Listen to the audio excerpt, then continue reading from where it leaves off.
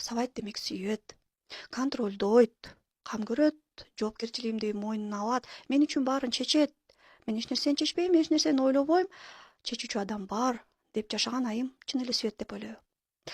Биринчи айымдар сексизм деген нерсени жакшы билишиңер керек. Сексизм бул эмне? Бул жыныс аркылуу адамды бөлүү. То есть бир адамдын укугун көтөрүү, бир адамды сен адам эмессиң, сен жынысың бөлөк деген. Мисалы, сен аялсың же сен эркексиң деген. Сексизмдин маскалары көп. Анан кээде сексизм типа кам көрүү, типа жоопкерчиликтүү алуу болуп, бирок ичинде таптакыр ойлор бөлөк. Ичинде баягы эле сексизм, баягы эле контроль, баягы эле басым тууп жатат.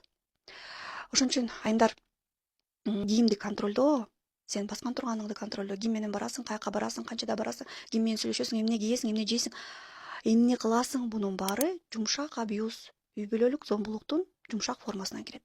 Анан дагы ошол сексизмде, үй бүлөлүк абьюзда, контролдо жашап аткан айымдар акырындан тынчсыздануу жана депрессияга батат экен. То есть бул айымдардын ичинде дайыма коркуу жашайт.